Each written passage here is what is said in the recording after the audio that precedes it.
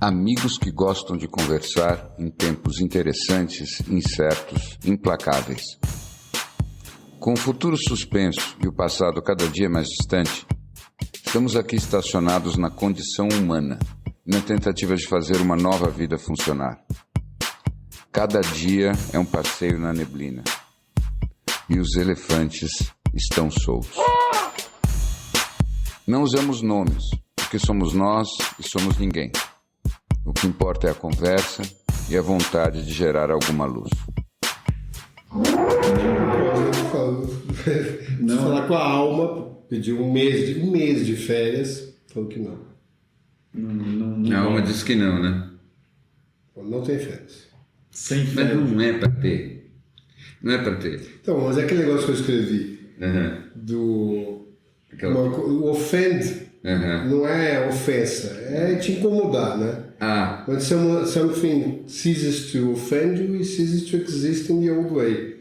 Pois você consegue ver de outro jeito, aí você não se incomoda. Pois é, mas aí para mim a nuance está no offend. O offend é bom, é muito bom. É muito bom, sabe por quê? Porque eu acho que é assim, pelo menos na minha cabeça, a gente não vai chegar no nirvana em que uma situação dessas ela não produz a perturbação inicial. O que eu acho que está por trás do offend, é assim que eu entendo, é que você tem a perturbação instintiva, mas você não tem a perturbação psíquica. Isso. É isso. Quer dizer, você tem um incômodo instintivo, você tem um incômodo instintivo, mas você não tem a viagem em cima, você não tem a história. Tem uma coisa que eu ando muito na minha cabeça, sobretudo depois que eu vi aquele filme Guilty, que eu indiquei para vocês, não sei se vocês viram. Eu não vi. Tá? Mas eu não vou estragar o filme, mas tem uma coisa que aparece lá que me chamava muito a atenção. É como você vê ali uma exposição das emoções e dos sentimentos no estilo mais norte-americano possível. E como não é exatamente igual ao nosso padrão de emoções e ao nosso padrão de sentimentos. E isso me fez lembrar de uma coisa que eu já andava fuçando, e eu fucei um pouco mais, e é meio que está definitivo. Hoje em dia a gente já sabe que... Sabe aquele papo de emoções primordiais, universais, que todos têm? Não tem. Não existe isso. Todas as emoções supostamente instintivas e universais, elas já têm um componente cultural. Tá? Então, um exemplo bom disso sabe aquela expressão supostamente universal de quando as pessoas estão levando um susto ou quando estão com medo? Existem culturas que olham para essa expressão sem nenhum som e dizem: nossa, por que essa pessoa está tão brava? Quer dizer, não tem... Então, os códigos são maleáveis. Tá? Então, o que acontece é, você sempre tem uma história junto com o instinto. Você nunca pega um instinto puro. Tá?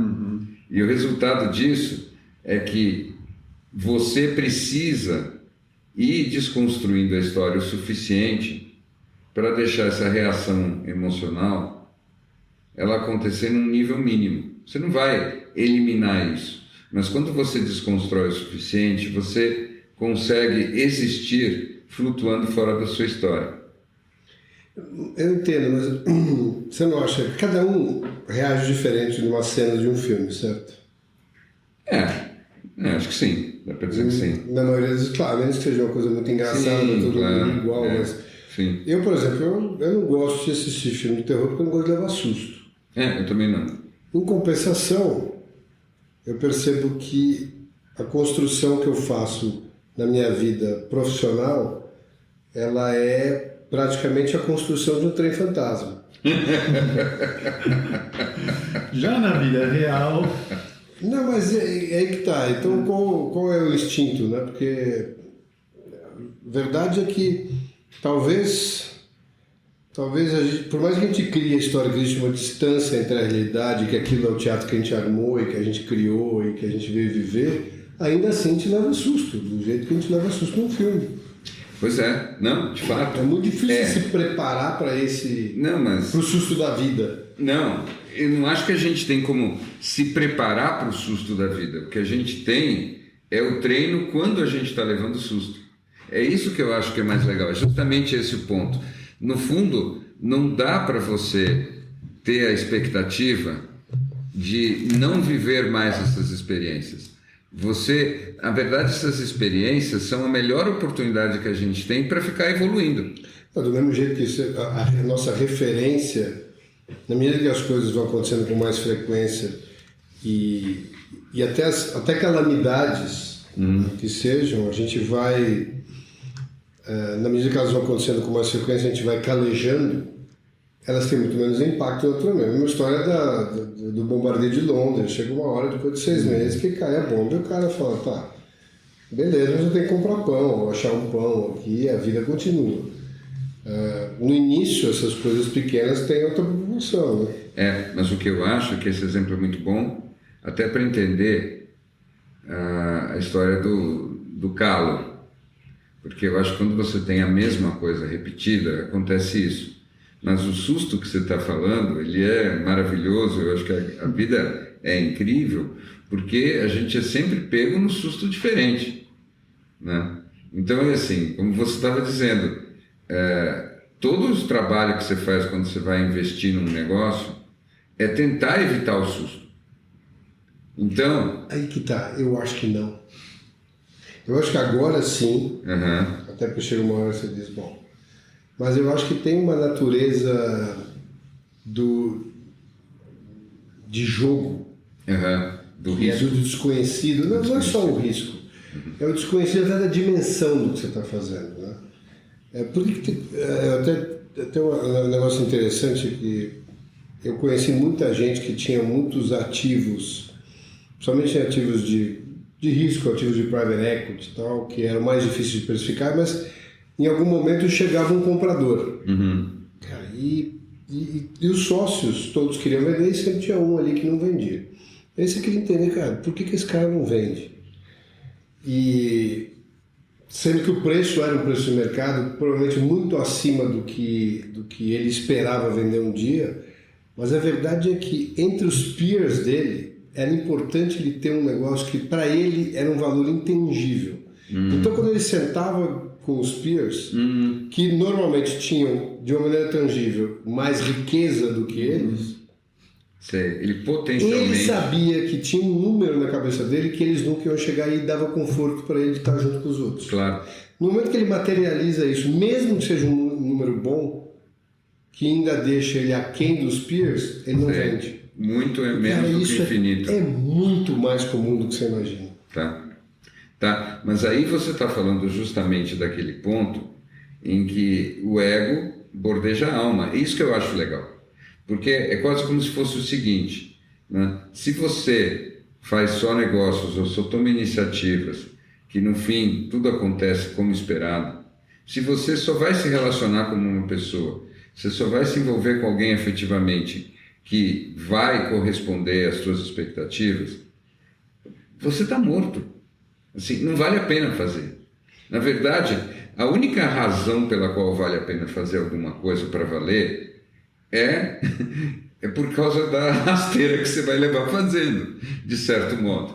Assim, como é que a vida vai te surpreender dessa vez? Né? É essa que eu acho que é a grande brincadeira. Para mim, tudo isso... Tem um cara, eu já falei dele, lembra o cara do Huizinga, o cara do Homo Ludens? Eu já falei disso. É o cara que estuda porque que talvez a maior característica do ser humano é que ele joga. Né? E ele fala da bola. Eu já falei disso, a bola. Porque a bola é levemente previsível, mas no fim é imprevisível. Né? Até um Messi, quando vai chutar a bola, pode se surpreender com o que a bola vai fazer. É por isso que a gente assiste. Né? Porque a gente não tem certeza absoluta do que a bola vai fazer. E eu acho que esse é um grande símbolo do que a vida é e de como é que a gente acaba entrando nas coisas pelo ego e acaba saindo das coisas pela alma. Eu acho que É. Cara, não tem. Essa temporada do futebol americano, tá? Acho que é uma das maiores lições de Black Swan É mesmo. da vida. Você deve ter ali pelo menos uns 10 jogos que aconteceram até hoje. Inacreditáveis os eventos que foram acontecendo, improváveis no meio do negócio, É mesmo? mudaram completamente o resultado nos últimos instantes. Mas assim, é um negócio de assistir. Ontem eu estava assistindo um especial, estava jogando o Colts, e você vai vendo um pouco da história, né? Vai pro Colts, um cara que estava no Eagles, ele chegou lá todo quebrado, mentalmente, fisicamente. Aí o time começa perdendo, aí eles começam a virar, e aí eles vão jogar fora de casa contra um time super difícil, e começam a ganhar, e aí de repente na hora que o cara vai... Falta tão pouco para eles completarem aquilo, o cara que vai... O kicker dá um problema na bacia, o outro consegue interceptar. Aí os caras perdem, assim, você fica imaginando é um processo kármico. Não tem como ser diferente disso. Porque, cara, se você começar a imaginar, eu fico pensando o que vai acontecer no ato subsequente. Né? O cara acabou esse jogo, como é que tá a cabeça daqueles caras? Né? E o que mais me surpreende, na maioria deles, e eu acho que até por causa do background de luta, né, na maioria dos jogadores, aí a vida dos caras, desde o princípio, é um terror, né? São já filtros do filtro, quer dizer, resiliência é o nome do cara. Então a recuperação psicológica do cara de uma semana para outra, que eu estaria de cama, de perder assim, na quarta prorrogação o jogo que teve na zona, o cara está jogando na semana seguinte, pronto para jogar no mesmo nível que ele estava na semana anterior. E jogar... É muito maluco. É muito maluco. Eu já estava imaginando o cara chegar em casa, brigar com a mulher, não falar bom dia pro filho e tal, e a vida do cara segue.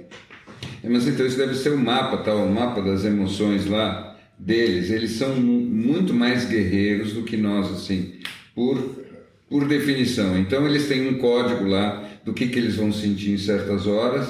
E eu acho que é assim, se eles perdem com honra, tem uma coisa ali que... Tem. Eu acho que o futebol americano hoje é o que tem mais parecido com uma Roma antiga e um Viking, ou até um Esparta versus Atenas. Mas isso não assim. diz pouca coisa, né? Eu acho que é muito no que o Levi está falando, é exatamente isso, né? Tem uma coisa até física, né? Assim, eu acho que o futebol americano e o rugby são... eu acho que, no fundo, é uma das poucas áreas da vida onde eles podem soltar essa carga emocional com toda a força. Né? Em geral, em todas as outras áreas, é como se fosse melhor não pôr muita emoção. Eles podem pôr emoção na conquista, e aí eles podem ficar tristes se eles são derrotados, e tem mais algumas coisas que eles podem fazer. Mas me chama muito a atenção como o código é diferente. Então, por exemplo, tem um negócio lá que eu noto com eles, que é um pai que não vai, de repente, na audição da filha. Né? O que o cara vai sentir em relação a isso é como se ele ir ou não ir na audição da filha fosse a definição de ser um bom pai. E às vezes dá a impressão que no dia a dia ele não tem tempo para a filha, mas na audição ele tem que criar um espaço de... Então parece que as coisas são muito codificadas e tem códigos de expressão aí. O dia a dia importa menos, o código importa mais. São os eventos emblemáticos que definem presença. Isso. E as narrativas. Né? E se o cara de repente não pode ir, ele vive um luto que é como se um pedaço da alma dele tivesse morrido. É um negócio meio impressionante. E cria uma dívida impagável depois dentro do círculo familiar.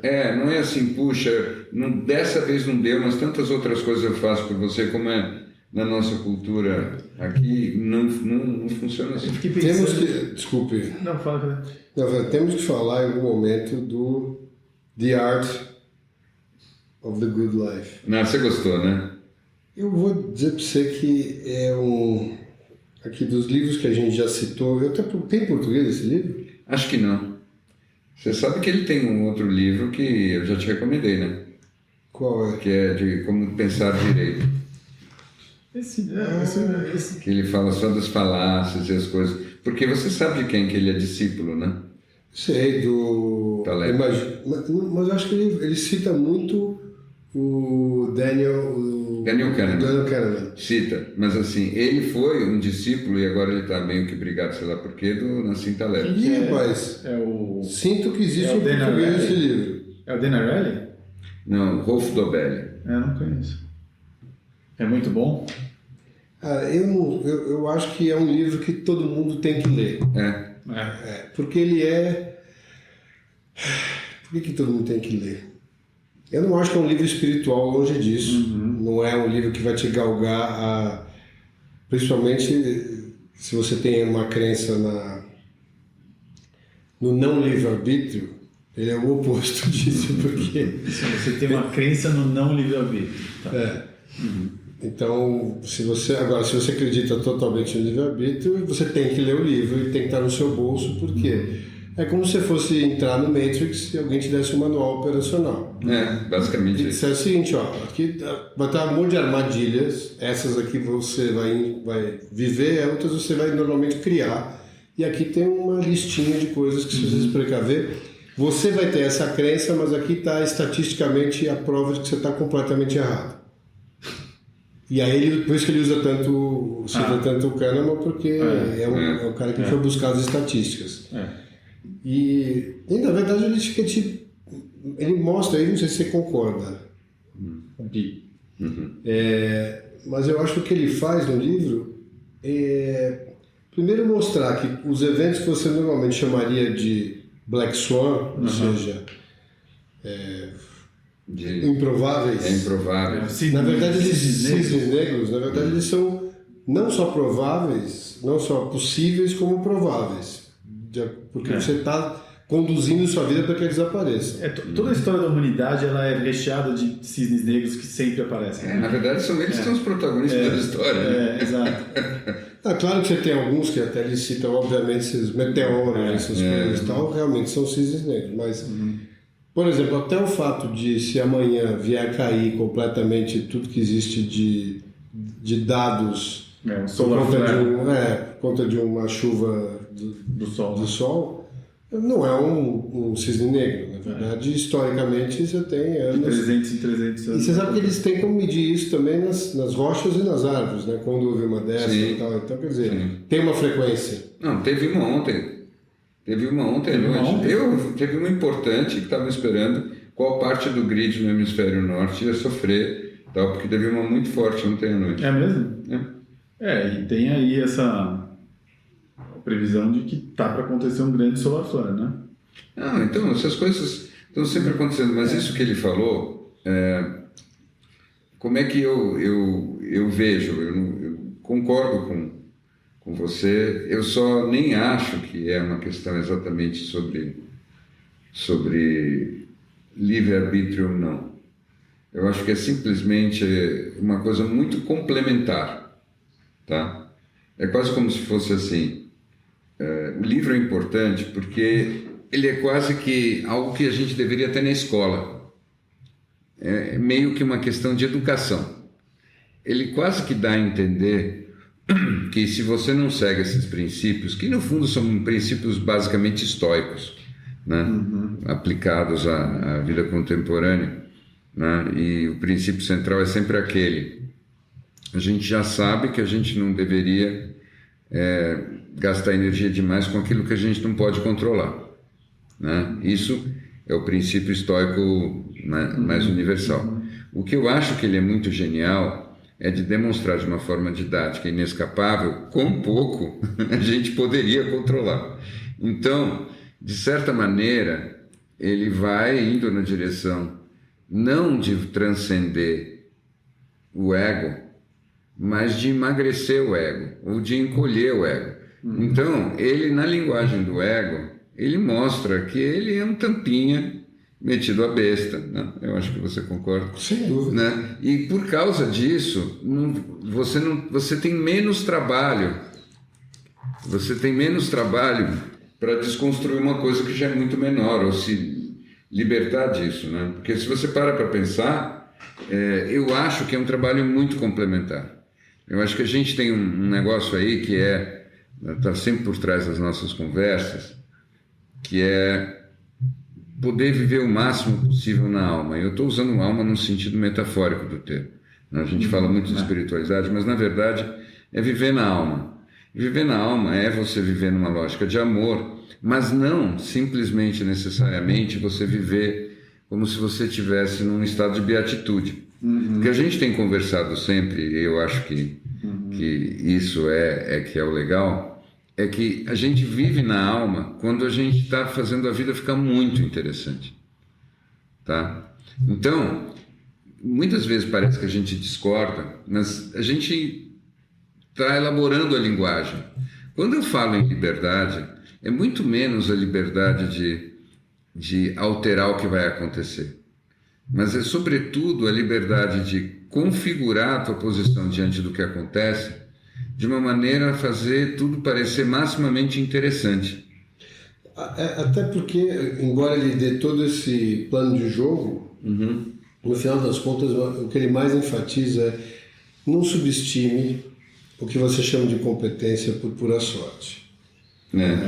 Você realmente, a maioria dos seus grandes feitos, se você for olhar, você estava simplesmente no lugar certo, na hora certa, e a confluência de coisas que tiveram que acontecer para você, para que aquele lugar tem muito pouco a ver com... Eu acho até que, eu sempre acreditei, pelo menos, que você tinha que construir pelo menos o mastro e colocar umas velas para que o vento pudesse te levar para algum lugar. Mas agora nem isso. Tenho certeza. Vocês falaram do Daniel Kahneman, eu lembrei do Undoing Project.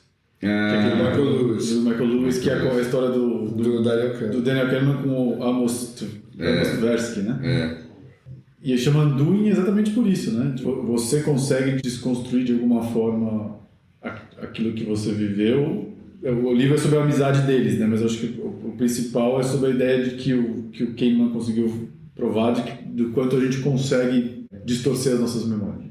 Por isso que eu acho, sabe, eu gosto muito desse tema pelo seguinte, porque às vezes parece que a gente precisa colocar as coisas em termos espiritualistas para o ovo ficar de pé. Mas eu estou convencido de que não. Quando você vê um autor desses, ele é totalmente não espiritualista, né? Ele não tem nada disso, mas ele, só pensando direito, até filosofando direito, ele leva a gente para um lugar que eu acho que encaixa perfeitamente com um lugar que a gente deveria de qualquer maneira estar, se a gente fosse muito espiritualista também. Ou seja, é quase como se fosse assim: o que importa é como você lida com tudo aquilo que você não sabe. E você não sabe quase nada. Né? E isso é o caminho da sabedoria. Então, o que importa é quanto sabedoria a gente desenvolve. Não importa se você é um materialista sábio ou um espiritualista sábio. Os dois, se sábios, concordam muito mais na prática do que a versão não sábia. Sim. Entende? E eu completando o que você está falando, em uma sociedade que te gratifica por você assertivamente falar que sabe alguma coisa. Pois é. Mas aí lembra tem uma coisa que ele fala no livro que vai muito de encontro com um tema que a gente já discutiu aqui, que é a história das opiniões. Né? Ele diz ali como a gente, por alguma razão, sente que nós temos a obrigação, a necessidade de ter opinião sobre coisas que nós não temos nenhum fundamento para opinar. E a métrica que a gente usa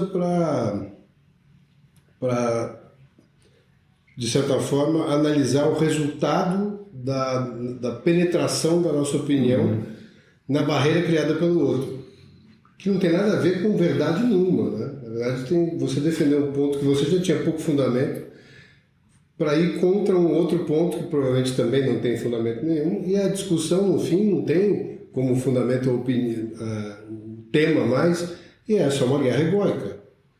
Sim. E a polarização que a gente vive hoje é muito em cima da história de que qual é a opinião que parece mais... eu vou até mais longe, né? Eu fiz uma enquete entre jovens que estavam, né, comigo esse final de semana, adolescentes, sobre questões políticas do ano que vem. E, impressionantemente, as posições políticas claramente muito divididas, já mostrando que vai ser um pouco do ano que vem, elas não tinham muito fundamento nas opiniões sobre candidatos, sobre partidos, e muito mais do que cada um viveu em defender aquela opinião nos últimos anos.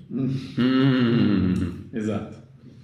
Então, quanto mais ele foi atacado, mais ele sentiu a necessidade de se posicionar naquele lugar e se juntar com pessoas que pensavam parecido ou defendiam aquele lugar por uma questão de tornar o grupo mais forte. Sim. E no final ele não lembrava nem por que ele estava lá no the first place.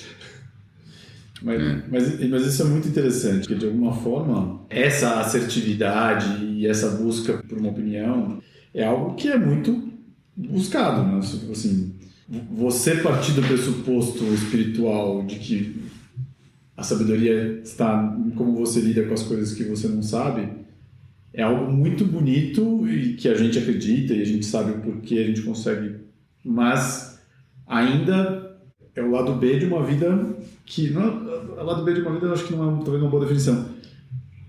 Mas quando alguém te procura para fazer um serviço, você assertivamente tem que saber... Eu estou dando a ideia do serviço, mas é para tudo na vida. Não, mas eu acho que eu concordo. Eu posso usar uma metáfora mais simples para falar o que você está dizendo, que é a diferença entre o palco e os bastidores. Isso. Tá? A vida hoje em dia só quer saber do palco. Mas tudo só existe por causa dos bastidores. E o bastidor é aquela bagunça, aquela zona. Isso. Não é bonito, é todo mundo tropeçando, as coisas quebrando. As pessoas cheias de dúvidas, cheias de questões. É escuro, onde é mesmo que eu pus aquele negócio, cacete, esqueci aquilo em casa. Né?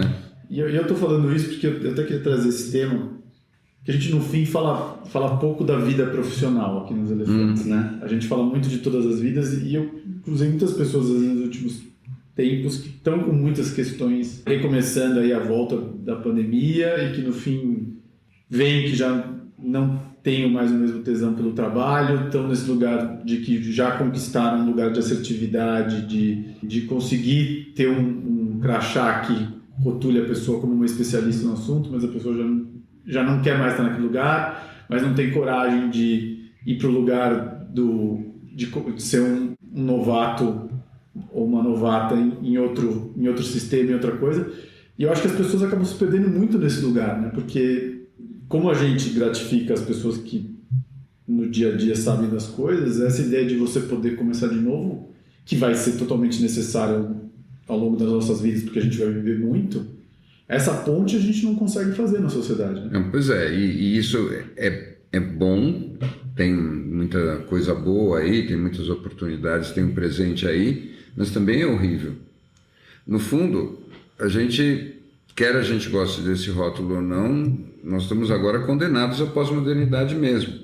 Porque se vocês param para pensar um pouquinho, é aquilo que primeiro eles escreveram, sobretudo Bauman escreveu a respeito das relações, né? Os amores líquidos. Vocês conhecem essa história, né? Essencialmente é como as relações agora não tem mais um código exato e você, tirando algumas nobres exceções, você não sabe mais definir onde você está afetivamente em lugar nenhum. E para mim é muito claro que nós estamos numa fase avançada do mesmo processo naquilo que a gente convencionou chamar de vida profissional. Que raios é uma vida profissional hoje em dia? Tá? Então você vai vendo cada vez mais as pessoas incomodadas com rótulos. Então tem algumas pessoas que ainda vivem, né, num nível de especialidade tal que elas podem ficar confortáveis num rótulo. Mas a maior parte das pessoas, inclusive pessoas que têm uma formação sofisticada e que se desenvolveram e foram bem-sucedidas, hoje em dia elas estão fora do rótulo.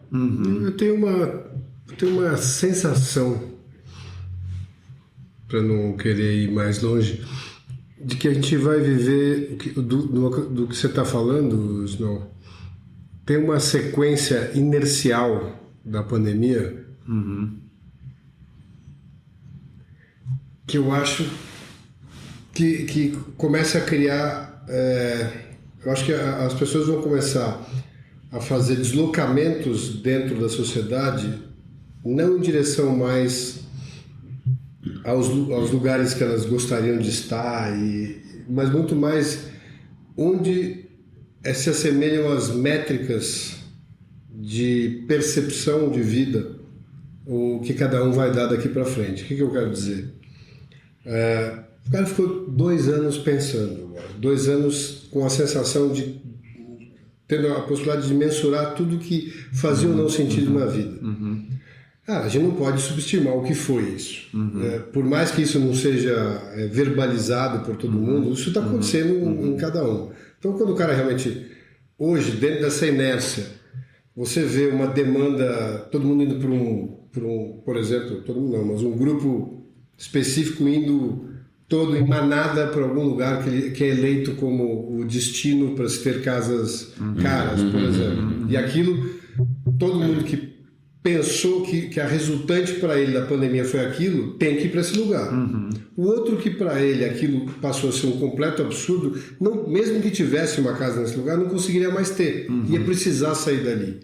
Ia ter que estar... Isso, claro, rompe família, rompe relação e tal. Ele vai ter que buscar onde é que está pessoas que resultantes da pandemia, de certa forma, ou, enfim, conclusões pandêmicas, pensam de outro jeito e é ali que ele quer estar também. Porque é sufocante não estar com as pessoas que pensam igual. Não sei se você tem essa sensação, não? E aí eu começo a ver esses deslocamentos. Então um grupo vai inteiro para esses condomínios de luxo, outro vai inteiro para São Francisco Xavier, o outro vai largar tudo e morar fora e tal, e o outro...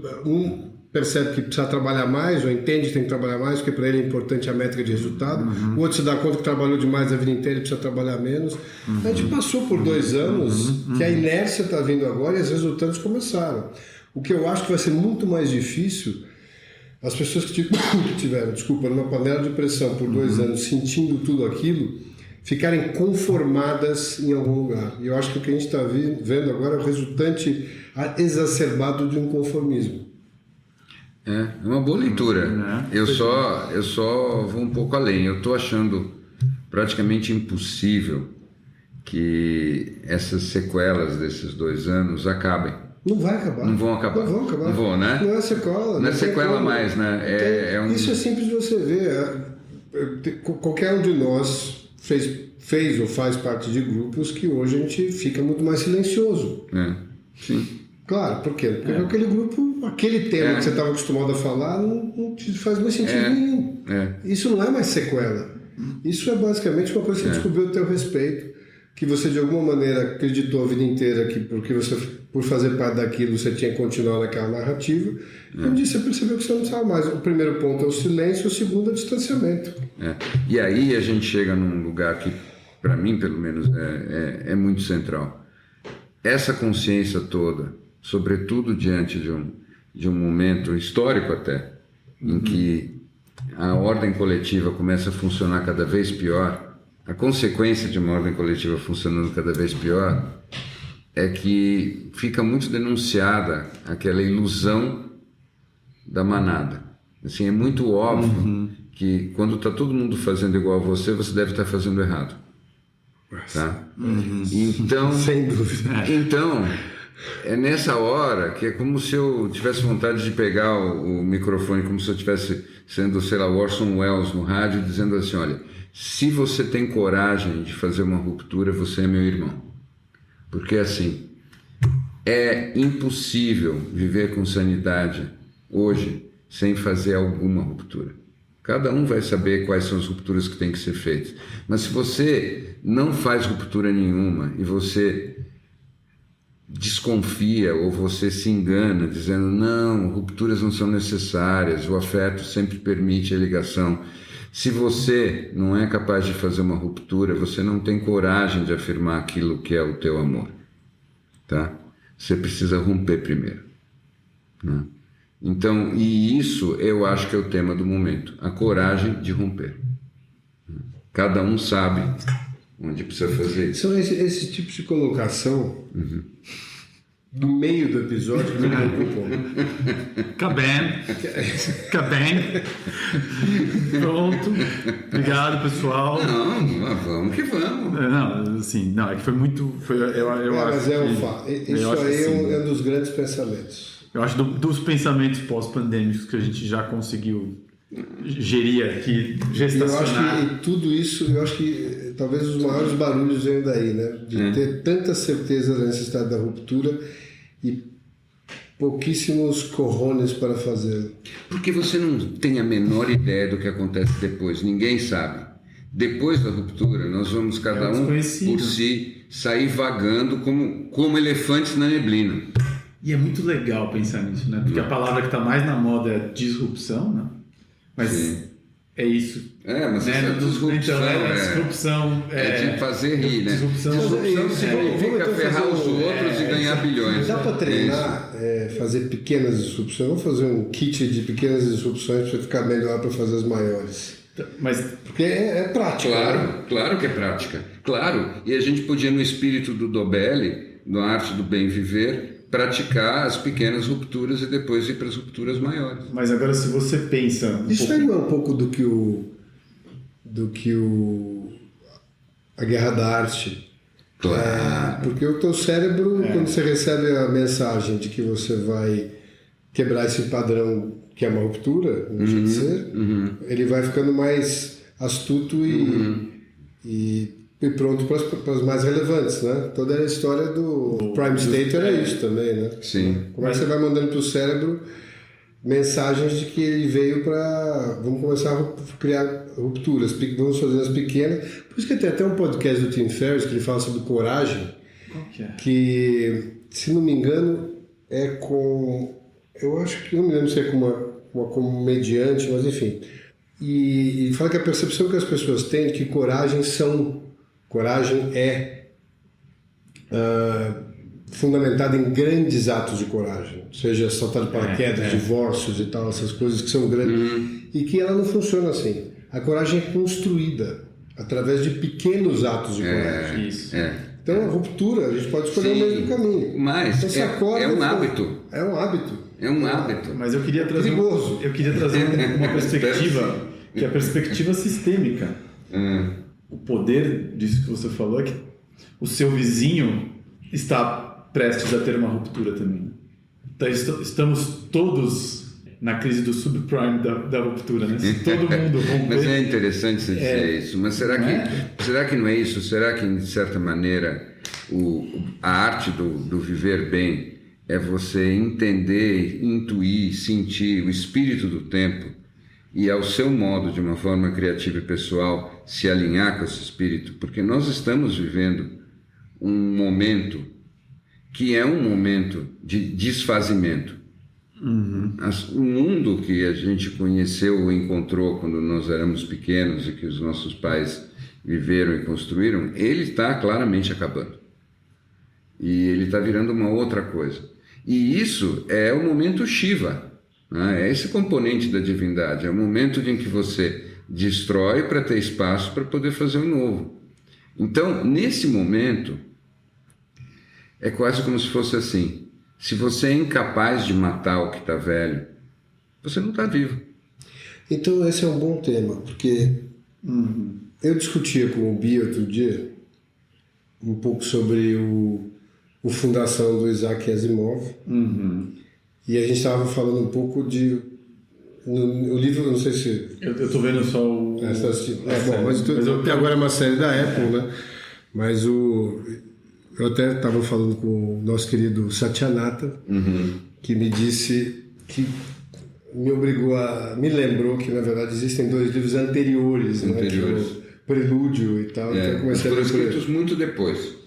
Foram escritos décadas depois. Então, você pode ler o Fundação primeiro. Porque os Mas o Prelúdio foi escrito depois? Todos foram escritos depois. Bom, mas de todo jeito, Esse negócio no livro existe essa história da psicohistória, que é um modelo que eles criam para fazer projeções de movimentos geopolíticos baseados na forma como as pessoas reagem a diversos acontecimentos. Mas aí eu penso o seguinte, ele diz ali que não daria para você mudar o mundo por conta da inércia. Por mais que você tivesse hoje uma maioria que entendesse já que o mundo deveria ser de outra forma, tem um processo inercial que leva muito tempo para que isso se materialize. E aí eu penso que a gente hoje vive exatamente isso. Todo mundo já tem uma percepção de que isso aí que a gente está assistindo é finito, mas tem muito pouca movimentação que a gente acredita ser possível de verdade para interromper esse processo, e a gente acaba vivendo a inércia desse todo. E se a gente começasse a avaliar individualmente quais são os aspectos da nossa vida que são mais inerciais? Já que a gente aqui tem sempre uma história de que a gente começa a mudança do todo pela parte aqui, né? E se a gente realmente parar e fizer o caderninho da inércia, a gente vai ficar realmente surpreso com quantos aspectos da nossa vida vão ocorrendo por inércia e não por opção. E eu acho que se a gente tivesse que fazer rupturas, certamente daria uma boa referência por onde começar. Aí, desse ponto de vista, eu até colocarei de novo uma palavra que já foi dita agora há pouco, mas que eu acho que é a grande chave, que é do hábito.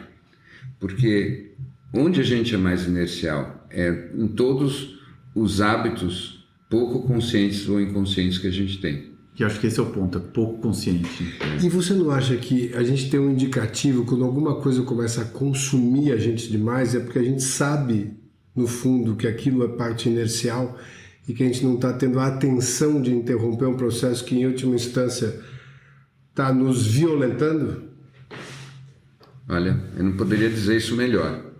O que eu acho é, nessas horas, só esse pensamento deixa a maior parte das pessoas com frio no estômago. Só o pensamento, só isso que você falou agora. Se passa isso na cabeça da pessoa, ela já... eu estou indo para algum lugar perigoso, é melhor eu distrair, deixa eu ver o que está passando na TV. O mal conhecido. Claro. Prefiro ficar nesse lugar. Claro. E isso é um condicionamento que tem uma base no instinto. Porque o instinto, quando a gente é pequenininho, ele é moldado pela nossa educação, pelo papai, pela mamãe, basicamente na seguinte direção. Olha, fique naquilo que é o conhecido. Você não acha que isso é muito mais o nosso cérebro reptiliano? Porque é o instinto de sobrevivência. A história do... Enfim, não é diferente da caverna de Platão também, mas enfim, é aquele negócio do... Por mais que você tenha alguma coisa que você dimensionou como ruim para você, mas administrável.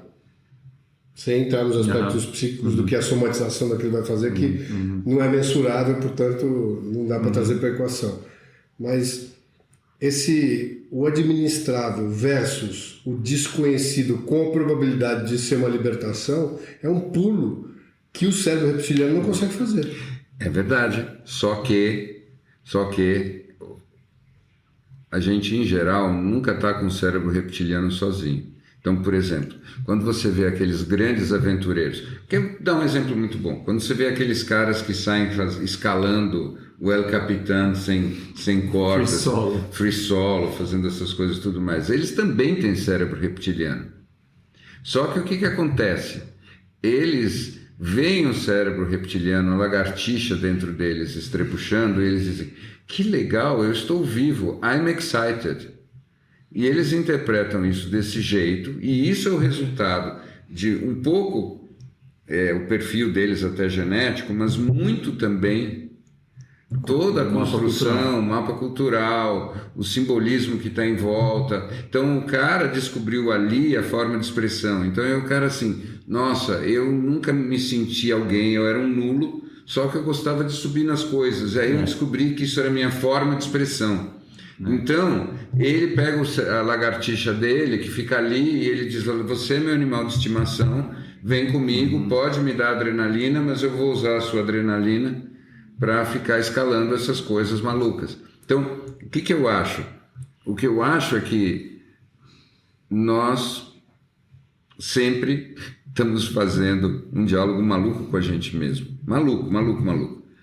A gente faz toda a força do mundo para deixar a vida previsível, quando, no fundo, a única coisa que nos interessa é aquilo que a gente não consegue prever. Tá? Então a gente fica o jogo todo da vida, assim, se nós fôssemos bem-sucedidos, nós estávamos mortos. Por sorte, a gente fracassa o tempo todo e a vida continua interessante. Então, é aquele negócio, se você faz um investimento e tudo acontecesse exatamente do jeito que você previu, que tédio. Mas eu acho que é um pouco do contexto de volatilidade que você está inserido. Porque se você está inserido num subúrbio americano, onde aquilo enfim, é o teu mercado, é a tua métrica e tal, é diferente de você estar inserido num contexto de... Vocês já assistiram já um seriado chamado Terror? Não. Embora o nome é o nome de uma nau inglesa que vai fazer uma expedição no Ártico para tentar achar passagem e sai em 2 navios, não me lembro o nome do outro, mas chama... Não, chama Terror. Um dos navios chama Terror. Mas se você vai assistindo um pouco a série, vai entendendo a motivação da turma ao sair. Sim, estatisticamente, a probabilidade do cara voltar vivo era um negócio tão baixo. E o cara ainda assim, ele vai naquela história do moonshot, não, mas eu vou voltar e meu nome vai ficar para a história, eu vou ser o cara que passou para o outro lado, isso aqui vai levar o nosso país para um outro lugar e tudo mais. Então, eu acho que a ideia do cara de ser um cara comum naquela época era impossível. O contexto dele era um contexto meio de empreendedorismo israelense. Assim, todo mundo tem que estar fazendo alguma coisa. Quem não fizer não é nada aqui nesse contexto. Era a única forma do cara se destacar. Se ele nasceu num lugar... criação das narrativas também, né? De castas erradas, da casta errada. Porque é tão difícil a movimentação... E eu acho que agora a gente está um pouco nesse lugar que você falou no início da conversa, as pessoas têm tanta dificuldade de entender onde elas estão profissionalmente, porque a movimentação é tão difícil hoje, se você não for um empreendedor que acertou alguma coisa de muito diferente, que você está condenado a ficar no mesmo lugar. A elasticidade da corda chegou num ponto tão veemente, e a possibilidade de você... seguindo o caminho normal de ir para uma escola, uma faculdade, um emprego e aí viver qualquer que seja um sonho, ficou tão longe e tão improvável que o cara realmente já nasce perdido de fábrica. E aí ele tem que eu vou ser empreendedor. Ou seja, vou para uma nau, prefiro ir para isso aqui que tem uma chance em 1000 de eu conseguir chegar na passagem do Ártico do que ficar nessa mesmice que é a minha vida.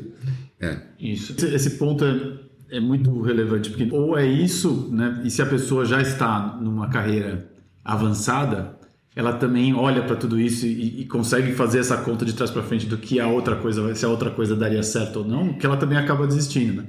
Então, acaba virando uma profecia autorrealizável dela ficar no lugar mesmo, né? Mas o que eu queria fazer uma pergunta para vocês dois, se a gente está falando dessa ideia da inércia, as pequenas inércias dentro da gente. Eu esses dias estava meditando, pensando em algumas coisas que estão dentro de mim que eu nem percebo que estão. Assim, né? Que como você tem que ir fundo de algumas coisas para pensar e perceber algumas coisas, que eu acho que é um trabalho muito difícil de fazer e algumas vezes eu já ouvi pessoas mais sábias do que eu falando que o trabalho de sombras e de pontos cegos a gente não consegue fazer sozinho. Como é que as pessoas que hoje não tem esse apoio, não conseguem ter um apoio psicológico, não conseguem... como é que essas pessoas vão conseguir ver esses pequenos pontos cegos que elas têm se elas não têm ninguém para ajudar? Então, olha, eu tenho... Quer falar primeiro? Não. Depois do eu quero só que vem. Veja, eu acho que você fez uma coisa, você trouxe a pergunta para a qual tudo que a gente estava falando antes, no fundo, é a melhor resposta. Por quê? Porque o que acontece é o seguinte, E isso toca, eu fiz o ai, ai, ai, porque isso toca num aspecto que eu insisto muito e que nem sempre eu consigo expressar de uma maneira satisfatória. Eu vejo que hoje em dia existe uma ênfase muito orientalista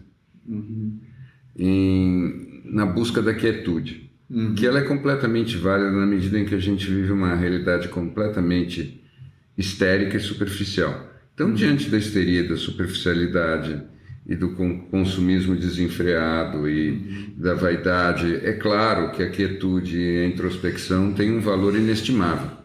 Sim. Sem dúvida. Só que tem um detalhe.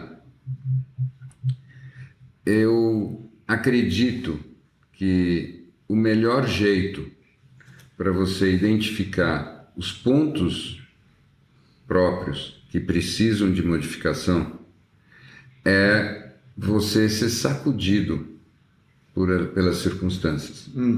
Tá? Então, o que eu já vi muito é que existem pessoas, vejam bem, eu não estou falando a respeito de pessoas que são ansiosos crônicos. Tem pessoas com quem eu trabalho há muito tempo que têm um grau de ansiedade que, se eles conseguissem ficar em quietude e em serenidade durante um mês, eu já soltaria rojões. E é uma dificuldade estrutural. Mas tem muita gente que, por outro lado, consegue ficar quietinha e acha que está batendo um bolão. Mas, na verdade, ela fica boiando na parte rasa da piscina dela. E ela nunca se desloca para outras profundidades onde tem um monte de tubarões que ela precisa encarar. Mas ela não encara, porque ela fica ali boiando na parte confortável. Então, o que eu digo? É uma questão de você ter um pouco de método. Esse livro ajuda bastante no sentido de que você começa a se questionar em vários pressupostos que você tem e você tem algumas perguntas que são muito fundamentais e que a nossa cultura não faz mais. E que se ela começa... Se as perguntas começam a ser colocadas de novo, isso ajuda. Então, sim, meditar é bom, mas a gente precisava de uma ração quase diária que é baseada em perguntas do tipo: bom, como e onde eu estou sendo idiota hoje? Sempre a gente é idiota. Desculpem, né, quem não gosta dessa palavra, eu estou procurando a palavra mais politicamente correta possível para falar, não da estupidez, eu estou tentando falar da estupidez mesmo. Onde eu estou sendo arrogante? Veja, nós somos estúpidos, mas por que nós... O que é estupidez? Vamos fazer uma microfilosofia da estupidez. Microfilosofia da estupidez é: você é estúpido toda vez que você se comporta como se você tivesse certeza de uma coisa. E, na verdade, não só você não tem, como provavelmente é completamente diferente do que você está achando que é. Tá? Isso é... Você está sendo estúpido. E quando você faz uma definição assim tão neutra, tão kasher de estupidez, você vê que isso é estrutural. Assim como ninguém é completamente lindo, não tem ninguém desprovido de estupidez. Agora, uma coisa que nas tradições mais antigas as pessoas educadas faziam era: onde eu estou sendo estúpido? Mas você não acha que isso é você... que é uma coisa que a gente raramente faz, essa pergunta, a gente olha muito, a gente analisa muito o resultado, mas a gente nunca analisa a premissa que levou ao resultado. E acho que essa pergunta que você está fazendo é uma análise de premissa. É de premissa, não é de resultado. Não tem nada a ver com errar. Não tem nada a ver com errar. Muito obrigado por ter mencionado isso, porque isso é mal entendido. Na nossa cultura a gente distingue muito bem o erro do acerto na medida em que a gente pega o bem-sucedido e separa do mal-sucedido. Mas assim, eu conheço bem-sucedidos que são profundamente estúpidos e mal-sucedidos que são geniais. Essas duas coisas não têm relação, na verdade. Você não cresce por causa dos teus sucessos. Aliás, eu já disse e repito, não existe nada menos didático na vida do que um sucesso. Você não aprende nada quando deu certo. Ao contrário, ele pode confirmar uma série de premissas erradas que existiam no seu plano, que você, por questões até de sorte, claro, jamais teria a possibilidade de examinar se não fosse um fracasso. Né? E tem até um livro interessante também do Kahneman, que ele é mais recente, é dele com mais alguém, não me lembro agora o nome, que chama Noise. Não sei se você já ouviu. Sim. Que é uma camada a mais de você entender viés, os seus viés todos, né? Os seus vieses. Vieses todos, que são as suas premissas, né? Querendo ou não, são eles que definem o teu plano de voo. E quando tá ali, faltou a troca da peça e o avião cai, você vai dizer que foi um mau tempo, mas você nunca vai olhar se você perdeu a revisão dos 10 mil quilômetros da turbina. E aquela velha história daquele... Não sei porquê, mas me lembrou aquela... Quando eles, na Segunda Guerra, eles analisavam, eles queriam ver onde os aviões voltavam da batalha, e eles queriam colocar chapas de aço onde o avião tomava mais tiros, né? E a verdade é que eles falavam assim, esses aviões não servem. Você que vê os que caíram. Você que vê os que caíram, né? Que é exatamente isso, né? Como é que a gente vai analisar o que ficou no caminho, né? Analisar o sucesso, quem voltou da guerra. Mas eu fiquei muito interessado em fazer uma microfilosofia da estupidez. Porque eu fiquei pensando quais são as frases que definem a microfilosofia da estupidez. Do tipo, achar que alguém te deve alguma coisa. Essa é uma modalidade muito boa. Não é? Eu fiquei pensando muito nisso. Assim, quais são as frases que definiriam a microfilosofia da estupidez? Assim? Eu acho que tem uma que é um pouco mais avançada, mas para mim igualmente eficiente. Que é acreditar que você pudesse ser vítima de alguma coisa ou de alguém. Isso. Eu ia muito nessa direção. Se você escapar dessa, essa já começa com o dia ao meio-dia. E aí é que está a história maluca, parece que a gente é contraditório, talvez seja, porque ao mesmo tempo que a gente se pergunta se o livre-arbítrio existe ou não, a gente tem certeza que o caminho mais curto para a estupidez é você se sentir vítima das circunstâncias, né? E aí é que é a história mais interessante. Poder recuperar esse componente quase trágico da condição humana, que talvez as circunstâncias tenham um peso muito grande, mas a gente só pode viver bem quando a gente age como se elas não tivessem importância nenhuma. Esse aí dá um bom bumper sticker, viu? Né? Essa aí esse é um adesivo bom de para-choque. Mas e no fim é tudo a mesma coisa. E eu fiquei pensando neste mundo complexo. A gente fala muito de não se sentir uma vítima, mas existem situações em que pessoas foram vitimizadas, e não estou falando de grandes questões, tá? Estou falando das micro questões, assim. Então, como é que você ajuda uma pessoa que eventualmente foi vítima de uma situação a sair dessa ideia de que ela não pode ficar presa o resto da vida no lugar da vítima? Eu não poderia tirar. Eu vou até falar um pouquinho para o Gui poder completar os próximos 40 minutos. Mas do pouco do que eu assisti dessa dinâmica, ele deve ter várias nisso, porque como veterinário é o que ele faz, né? Tem muito aquela história do que te aconteceu no evento, ou seja, quando foi que aconteceu, pode ser 10 minutos quando alguém gritou com você, ou 40 anos quando você foi vítima de alguma coisa mais séria, que é diferente de você frequentemente estar sendo abusado, e enfim, aquilo quando é um assunto corrente ainda, é difícil de você se separar do evento, né? sem algum treino psicológico, eu acho. Mas é muito mais a ideia de que o que aconteceu ficou preso numa linha de tempo, e a partir daquele momento aquela violência só acontece por conta da sua relação com o evento. Então, quem continua se violentando é você a partir de então.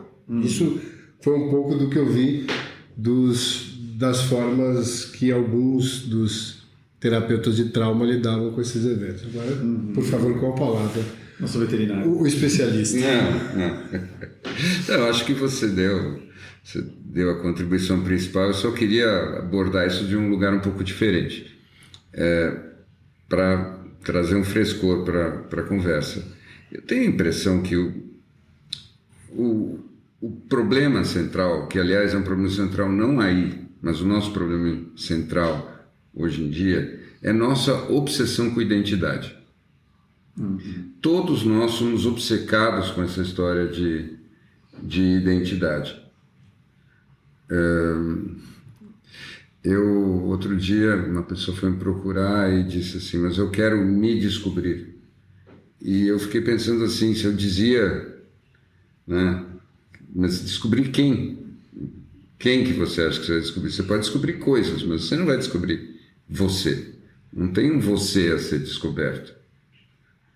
E nós somos um lugar onde coisas acontecem. Nós somos um par de olhos que assiste um filme. Não existe um você. E o que acontece é que nós temos uma tendência de pegar eventos que sejam significativos, seja por intensidade emocional, seja por causa do código da cultura, e colocá-los como se eles fossem tatuagens que criam essa tal identidade que a gente acha que tem que ter, só porque lá bem no fundo nós sabemos que ela não está lá. Identidade não existe. Então, como a gente deveria ter uma identidade, a gente fica pegando as coisas e tatuando as coisas no sentido de tentar fazer com que todo esse ar e esse vazio vire alguma coisa com alguma aparência de consistência. E só o que a gente consegue fazer é a embalagem. E às vezes é uma embalagem linda desse mesmo vazio, que é de onde a gente veio e para onde a gente vai. Só que então, como é que a gente faz essa embalagem? Que tipo de tatuagem a gente pega?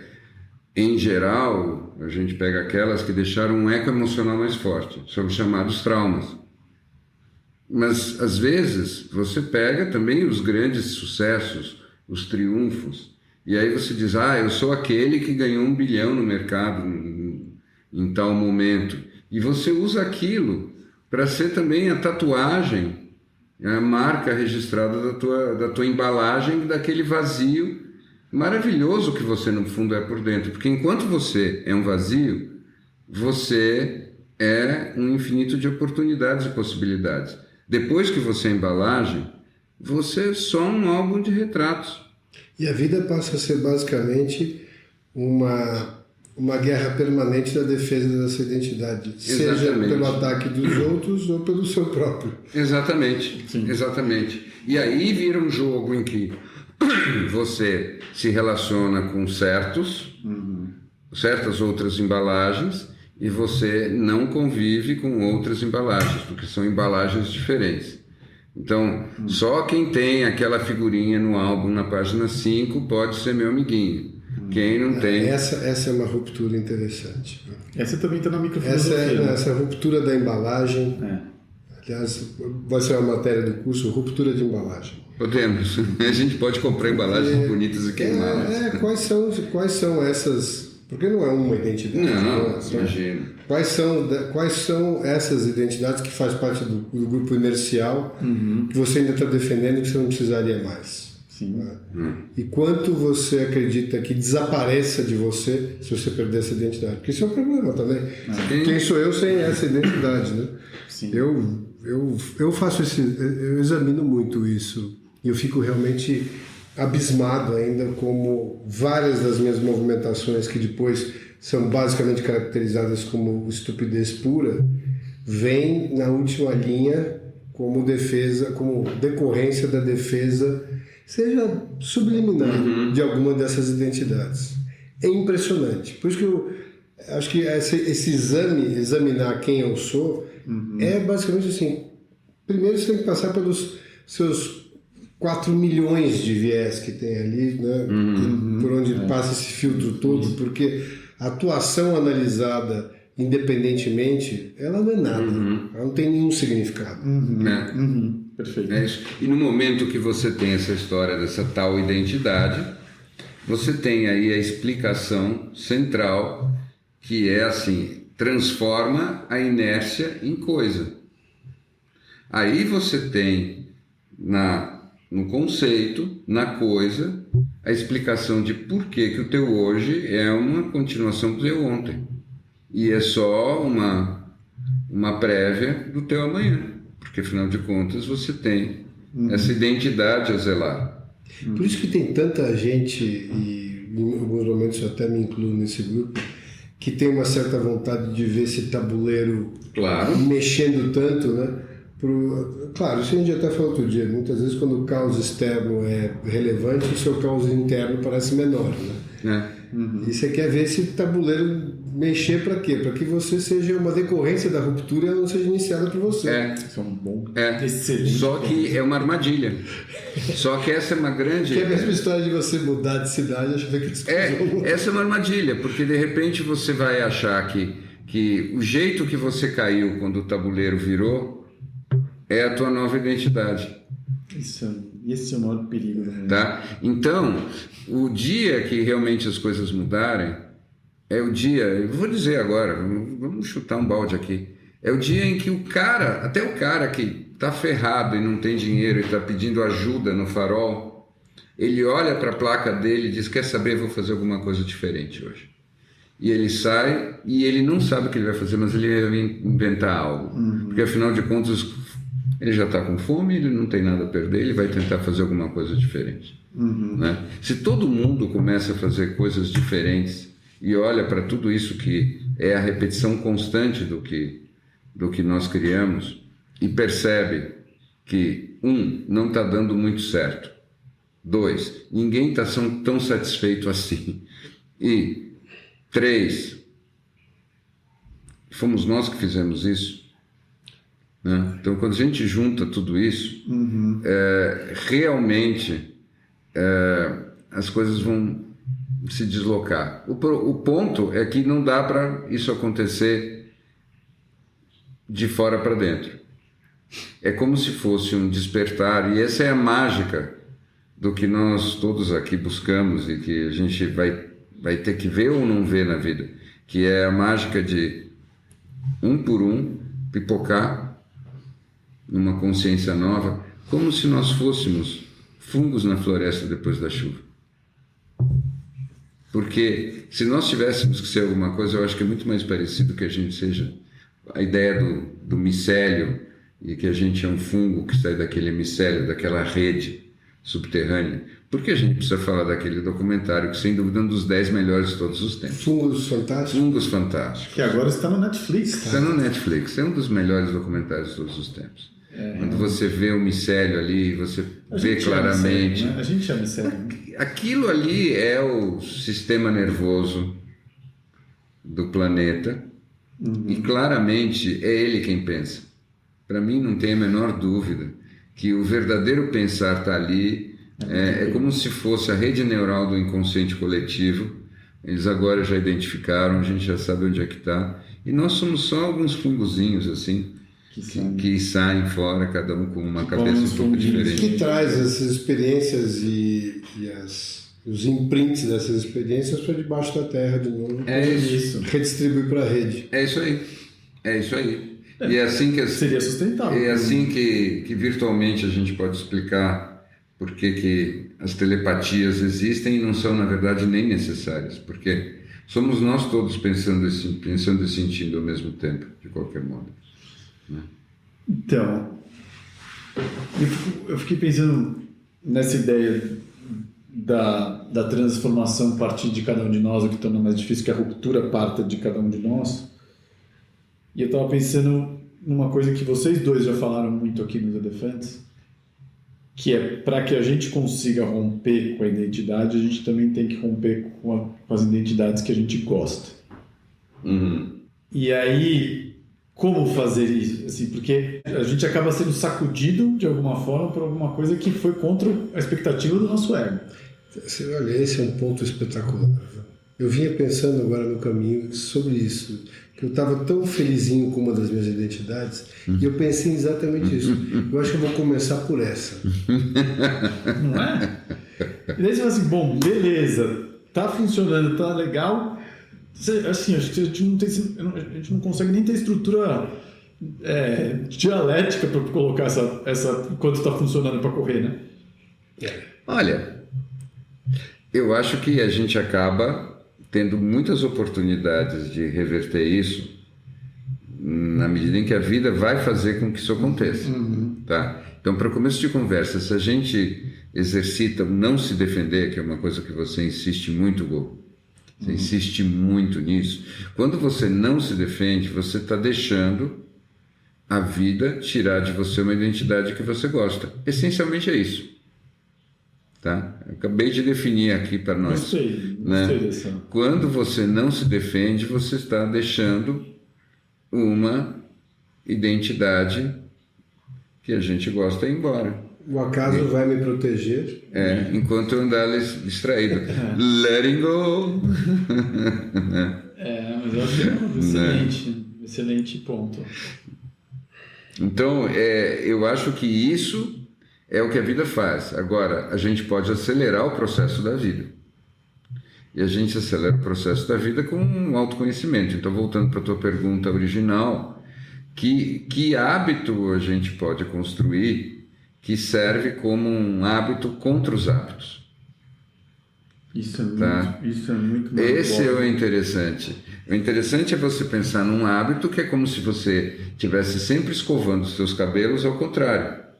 Depois eles vão voltar para a direção natural.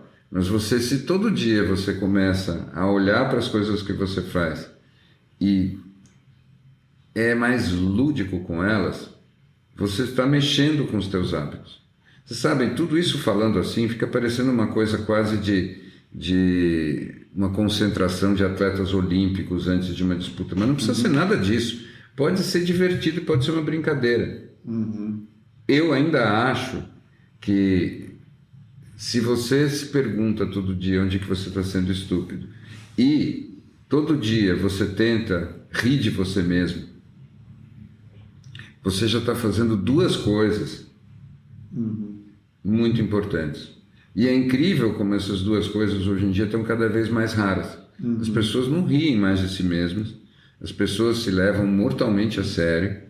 Eu acho que desse mal eu não padeço. Eu acho que você não. Eu acho que é isso que te faz tão sexy. Por isso você faz tanto sucesso com todos os ouvintes. Isso aí.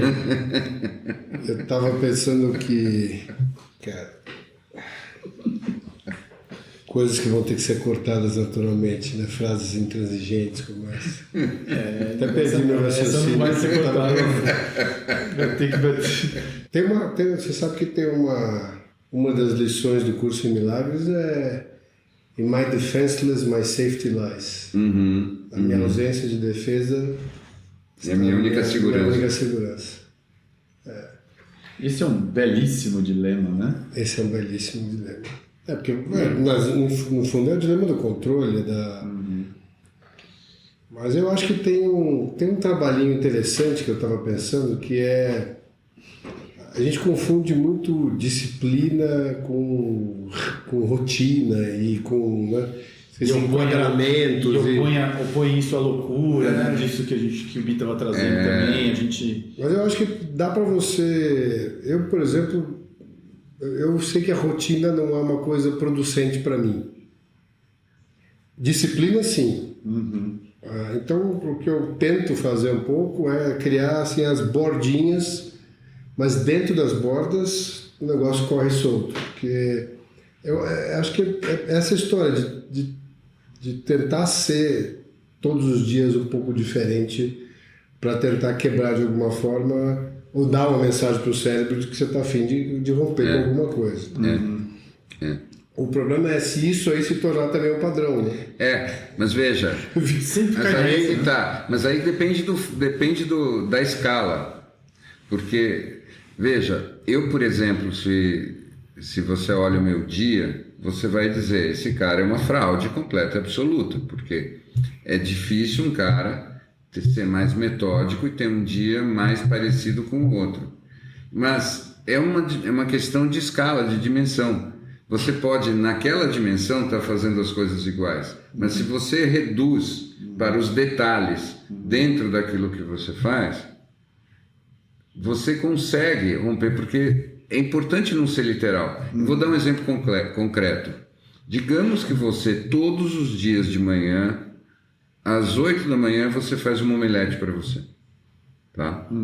Se você olha isso desse ângulo, assim, cara, o cara é um robô. Ele todo dia, às 8 da manhã, ele faz um omelete. Agora, quantas maneiras diferentes existem de você fazer uma omelete? Assim, imagina alguém que descobre infinitas maneiras diferentes de fazer essa omelete. Não é mais um omelete, ele já rompeu o hábito. Quantos galináceos? Ele já rompeu o hábito. O ponto é isso que talvez seja o que não vai ser possível na inteligência artificial e que nos faz humanos. Porque a inteligência artificial ela vai na direção do omelete perfeito e depois ela vai ficar lá no omelete perfeito. Agora, a gente pode transcender isso. Você pode fazer o omelete cada vez de um jeito, você pode fazer, aí de repente um dia, aleatoriamente, você não vai fazer o omelete, e aí isso vai ter um significado inacreditável, porque depois de 1 milhão de dias fazendo omelete, o dia que você não faz é um dia único de encontro com Deus, nada menos do que isso. É sério. Então, tudo depende de como você contextualiza. Então, tudo na vida é diferença e repetição. Se você não tiver repetição, você também não vai identificar a diferença. A questão é você poder localizar a diferença cada vez num ponto diferente. Entende? É a diferença da diferença. Até você chegar no omelete sem ovos. Exato. Que é a mesma coisa que você olhar para tua mulher pela primeira vez depois de estar com ela há anos. Aí quando você consegue fazer isso, aí você está começando a jogar esse jogo numa outra esfera. Uma outra frase interessante da mesma fonte isso é mais simplinha, mas é mais ou menos essa história de ver a mulher pela primeira vez. Que é o seek not to change the world, but to seek to change your view about the world. Não, você não querer mudar o mundo, mas mudar a sua perspectiva sobre o que você vive. Que é aquela história, tudo parece igual, mas tudo é completamente diferente. Só porque naquele dia o teu mindset mudou. E vem muito da história de você não precisar realmente mudar as coisas no teu entorno. As rupturas são muito mais da forma como você se relaciona com as coisas, com as pessoas, muito mais do que as coisas e as pessoas. Sim. Inclusive em nível biológico, que eu estava ouvindo o nosso amigo do Huberman Lab lá, contando sobre o que é a dopamina no nosso cérebro. E basicamente a gente é controlado por uma coisa que chama dopamine schedule, que é a não certeza de que você vai ter a gratificação da dopamina na hora que você apertar aquele botão. E essa busca por essa gratificação é o que trabalha a dopamina ali e que faz com que o nosso cérebro esteja constantemente em busca dela. É a não certeza. A não certeza. Tanto que tem aquela experiência famosa, que eu acho que eu já contei, dos ratinhos da cocaína, né? Que só quando é imprevisível é que você se vicia. Exato. Então, de novo, a imprevisibilidade das coisas, ela é fundamental. Mas o maluco é que nós não podemos esperar que ela aconteça. A gente tem que ajudar a própria... Você lembra de uma frase do arquiteto do Matrix, quando ele encontra o Neo pela primeira vez, ele diz: as últimas tantas vezes, para a gente chegar nesse modelo, os outros todos falharam porque eles eram modelos que não tinham grandes volatilidades. E sem a imprevisibilidade, a sociedade entrava em colapso. Ou seja, a imprevisibilidade que a gente tanto reclama, ela é inerente à condição humana de sobrevivência. Sim. Se a sobrevivência for naturalmente ligada diretamente à dopamina. É isso. Ou pelo menos a vontade de viver vem disso. Sim. Eu recomendo muito esse podcast. O que significa também que a experiência de livre-arbítrio, quer ele exista ou não, é parte importante da simulação, para a simulação poder funcionar. A percepção do livre-arbítrio é mais importante do que a existência dele. Não, sim, a experiência dele, não o fato dele existir ou não. Com certeza. Com certeza. E aí é que está um paradoxo importante, porque não se trata de acreditar no determinismo. O determinismo é uma coisa que você se convence racionalmente e o livre-arbítrio é alguma coisa que você acredita ou não. Livre-arbítrio é uma crença. O determinismo, não precisa ser crença. Sim, interessante isso. Né? Então, eu acho que é justamente esse o ponto, porque eu gosto muito da história do livre-arbítrio justamente por uma razão terapêutica. Eu acho que a vida, ela fica terapeuticamente saudável quando você olha as coisas sob essa ótica, ainda que seja só uma ótica. Agora, tem uma coisa que basicamente prova que as coisas não poderiam ter sido diferentes, né? O quê? O fato de que elas não foram.